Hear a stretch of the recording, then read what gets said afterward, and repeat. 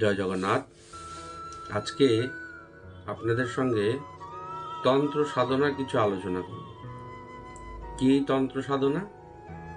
কেউ যদি তন্ত্র সাধক হতে চান তাহলে তাকে 10টা মহাবিদ্যায় সিদ্ধ হতে হবে, তবেই তিনি সাধক হতে পারবেন বা সাধনায় সিদ্ধি লাভ করতে পারবেন। কি এই তন্ত্র সাধকের কাজ? তন্ত্র সাধকের কাজ হলো, প্রথমত 10টা মহাবিদ্যা আছে, যে মহাবিদ্যায় তাকে সিদ্ধ হতে হবে। তা আমরা অনেকেই শুনেছি 10টা মহাবিদ্যা। অনেক সময় কালী পুজো, অনেক পুজোয় আপনাকে এই 10 মহাবিদ্যার পুজো করতে হবে বা অর্ঘ্য দিতে হয় তাদের নামে। তাহলে এই 10 মহাবিদ্যার নাম কি আমরা কেউ জানি?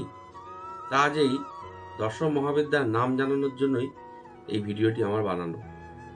কি এই 10 মহাবিদ্যা? এই 10 জনের কি নাম?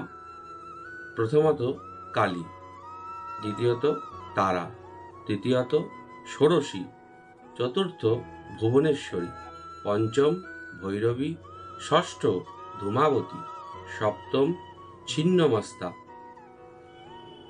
অষ্টম মাতঙ্গী, নবম বগলা এবং দশম কমলা।